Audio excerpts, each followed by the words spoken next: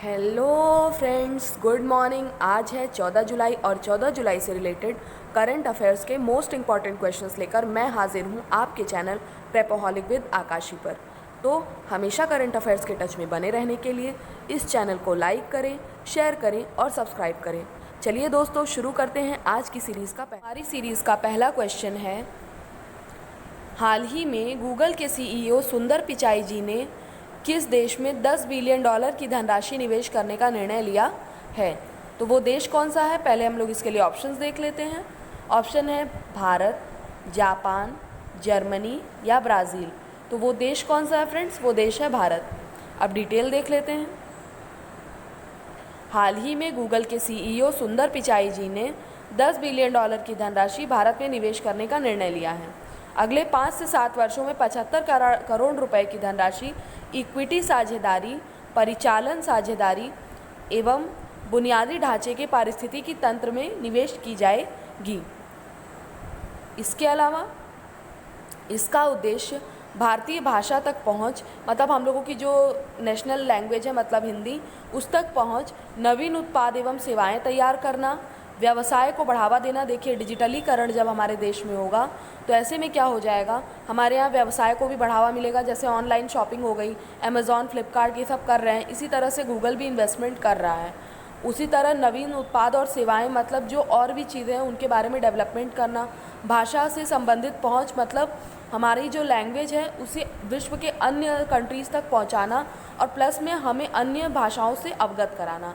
स्वास्थ्य, शिक्षा के क्षेत्र में AI मतलब आर्टिफिशियल इंटेलिजेंस को बढ़ावा देना, और इसके अलावा कृषि के क्षेत्र को भी इससे क्या करना, लाभान्वित करना। अब बात हुई है गूगल की, तो इसका हेडक्वार्टर कहाँ है? तो कैलिफोर्निया, अमेरिका में है। ठीक है, और इसके CEO कौन है? तो मैंने पहले ही डिस्कस कर दिया है, सुंदर पिचाई जी इसके CEO हैं।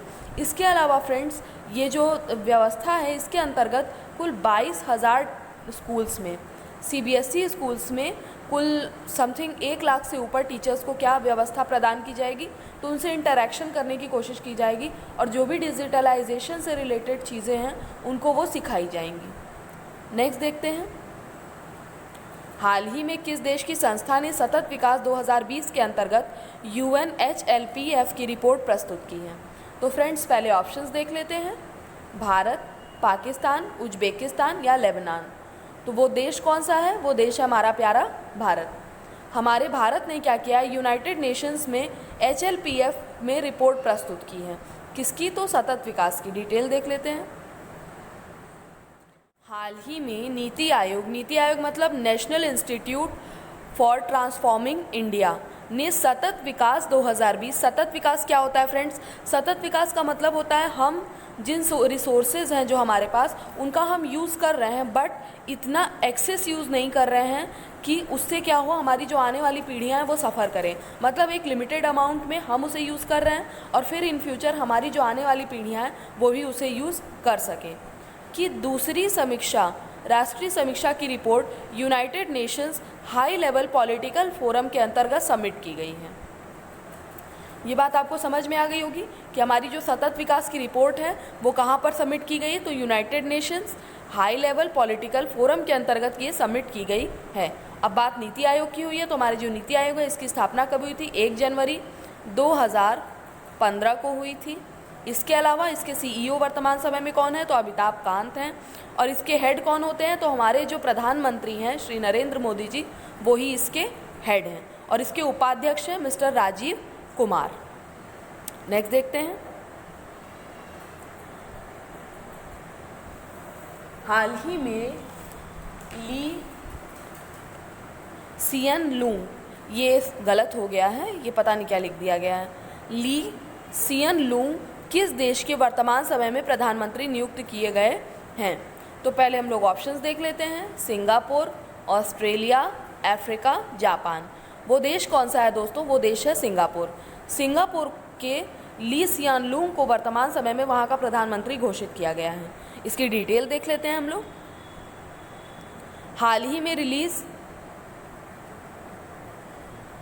में लीन सियान लूंग को सिंगापुर के प्रधानमंत्री के रूप में नियुक्त किया गया है। वे people's section party people's action party के क्या थे, वो नेता थे। वो किस पार्टी के? तो पीपल्स एक्शन पार्टी के नेता थे। नेक्स्ट देखते हैं, किस राज्य ने लोक अदालत सेवा प्रारंभ की है? तो हाल ही में कोविड-19 के चलते लोग मैन्युअली कहीं पर भी इकट्ठा नहीं हो सकते हैं, जिसके लिए क्या किया गया है, ई लोक अदालत की व्यवस्था की गई है। मतलब हम लोग इंटरनेट के थ्रू क्या करेंगे, अदालतों की सुनवाई करेंगे। तो वैसा कौन सा राज्य है? तो पहले ऑप्शंस देख लेते हैं, छत्तीसगढ़, झारखंड, बिहार या उत्तर प्रदेश। तो हाल ही में हमारा जो छत्तीसगढ़ राज्य है, इसने क्या किया है, ई लोक अदालत की व्यवस्था की है। डिटेल देख लेते हैं। हाल ही में छत्तीसगढ़ राज्य ने भारत की प्रथम ई लोक अदालत की सेवा प्रारंभ की है। छत्तीसगढ़ हाईकोर्ट के जज कौन है? अब भाई ई लोक अदालत शुरू हुआ है और पहला शुरू हुआ है, तो इस समय जो यहाँ के जज हैं उनके बारे में भी जान लेना ज़रूरी है। तो PR रामचंद्र मेनन ये क्या हैं, ई लोक अदालत के पहले जज होंगे। इसके अलावा इसके मुख्यमंत्री कौन है? तो भूपेश बघेल। राज्यपाल कौन है फ्रेंड्स? अनुसुईया उइके। और इसकी राजधानी क्या है? तो नया रायपुर इसकी राजधानी है। नेक्स्ट देखते हैं, लुइस हैमिल्टन ने किस ग्रैंड प्रिक्स का खिताब जीता है? तो पहले हम लोग ऑप्शंस देख लेते हैं, Syrian grand prix, Australian grand prix, Canadian grand prix और फ्रेंच ग्रैंड प्रिक्स। तो दोस्तों हमारा जो सही आंसर है वो है सीरियन ग्रैंड प्रिक्स। डिटेल देख लेते हैं।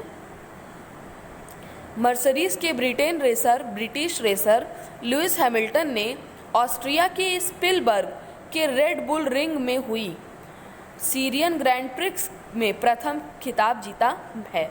मतलब कि प्रथम स्थान इनको प्राप्त हुआ है। हुआ कहाँ है ये? तो ऑस्ट्रिया के स्पिलबर्ग के रेड बुल रिंग में हुआ है। मिला किसे है? लुइस हैमिल्टन को मिला है। ये किसके मतलब कौन सी कार गाड़ी चलाते हैं? तो मर्सिडीज चलाते हैं। कहाँ के रेसर हैं? ब्रिटेन के रेसर हैं। फ्रेंड्स आगे देखते हैं, हाल ही में अबाद बी हसन का निधन हो गया है। हसन सामी का क्या हो गया है? निधन हो गया है। ये क्या थे, मतलब इनका जो प्रोफेशन था वो क्या था? ऑप्शन देखते हैं, फिल्मकार, कलाकार, संगीतकार या कार्टूनिस्ट। फ्रेंड्स इनका जो प्रोफेशन था वो था कार्टूनिस्ट। आंसर देखते हैं, हाल ही में अबाद बिन हसन जामी का निधन हो गया है। ये क्या थे? कार्टूनिस्ट थे। नेक्स्ट देखते हैं फ्रेंड्स, किस देश में भगवान श्री कृष्ण के मंदिर के निर्माण को रोका गया है? तो पहले हम लोग इसके लिए ऑप्शंस देख लेते हैं, पाकिस्तान, अफ़गानिस्तान, कुवैत या फिर सऊदी अरब अमीरात। तो फ्रेंड्स जैसा कि हम लोग जानते हैं, हम लोग का पड़ोसी प्यारा देश पाकिस्तान, यहाँ पर जो हिंदू माइनॉरिटीज़ हैं उनकी संख्या मात्र 3000 है। और वहाँ पर रहने वाले जो हिंदू लोग थे उन्होंने सरकार से डिमांड की थी कि उनके लिए एक हिंदू मंदिर का निर्माण कराया जाए, परंतु इस मंदिर को बनाने में उन्हें पहले तो प्रॉपर फंडिंग नहीं की गई, उसके बाद बहुत मतलब उन पर कई प्रकार के चार्जेस लगाकर उन मंदिरों को बनाने से रोक दिया गया है। फ्रेंड्स तो डिटेल भी थोड़ी बहुत देख लेते हैं। हाल ही में पाकिस्तान के इस्लामाबाद के रावलपिंडी में बनाए जा रहे भगवान कृष्ण के मंदिर को निर्माण को क्या कर दिया गया है? रोक लगा दी गई है। और ये इंडिविजुअली मैं ये नहीं कहूँगी कि सरकार की गलती है, क्योंकि वहाँ के जो पर्सनल लोग हैं और बड़े बड़े वहाँ के जो नेता राजनेता और जो धर्म के मतलब धार्मिक गुरु हैं, उन लोगों ने इसे क्या किया है? रोकने का प्रयास किया है। सरकार ने इस पर 10 करोड़ रुपए की फंडिंग देने की बात कही थी, लेकिन जनता के प्रेशर में आकर वो ये भी नहीं कर सके। तो फ्रेंड्स आगे देखते हैं, भारत में कोविड-19 के चलते किस फसल की उपज सबसे अच्छी हुई है? वर्तमान समय में जो हमारे यहाँ फसलें होती हैं वो बहुत प्रकार की होती हैं, मेनली 3 तरह की होती हैं। कौन कौन सी? खरीफ, रबी, जायद या इनमें से कोई नहीं।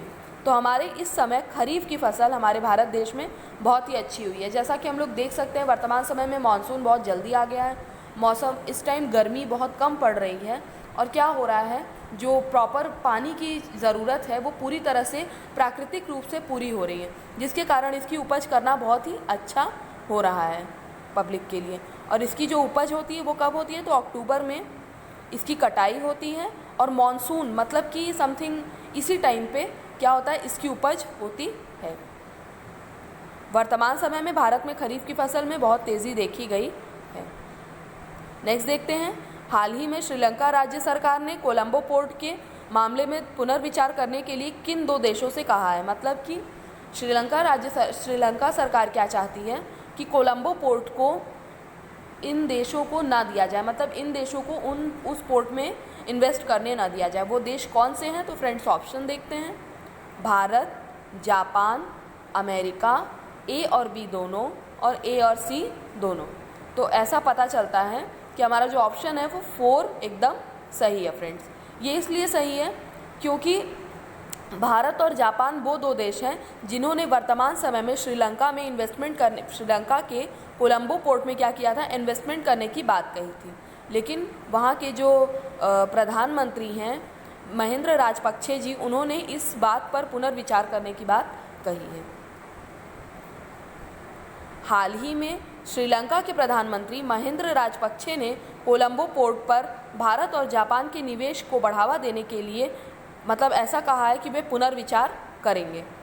अब बात श्रीलंका की हुई है तो श्रीलंका की जो राजधानी है वो क्या है? श्री जयवर्धनेपुरम कोट्टे, और वहाँ के प्रधानमंत्री कौन है? तो महिंद्र राजपक्षे। नेक्स्ट देखते हैं फ्रेंड्स, ये पॉइंटर है फ्रेंड्स, ये नई सीरीज़ है और इसमें हम लोग मतलब लास्ट में एक क्वेश्चन नहीं बल्कि एक पॉइंटर को डिस्कस करते हैं। तो हमारा आज का पॉइंटर क्या है? नीति आयोग ने देश भर में अटल ऐप डेवलपमेंट मॉड्यूल को क्या किया है? लॉन्च किया है। नीति आयोग के द्वारा क्या शुरू किया गया है? तो अटल इनोवेशन मिशन के अंतर्गत अटल ऐप डेवलपमेंट मॉड्यूल को शुरू किया गया है। ये मॉड्यूल जो है फ्रेंड्स, ये किसके सहयोग से शुरू किया गया है? तो भारत का ही एक स्टार्टअप है जिसका नाम क्या है फ्रेंड्स? जिसका नाम है प्लाज्मो। इसको याद रखना बहुत ज़रूरी है, ये भारत का स्टार्टअप है। इसी के अंतर्गत क्या शुरू किया गया? इसी के सहयोग से नीति आयोग के द्वारा अटल डेवलपमेंट ऐप मॉड्यूल शुरू किया गया है। फ्रेंड्स, आज से हम लोग एक क्वेश्चन लास्ट में डिस्कस करेंगे जिसका आंसर आप लोग मुझे कमेंट बॉक्स में दोगे। उसके बाद हम लोग नेक्स्ट डे उसके आंसर को डिस्कस करेंगे।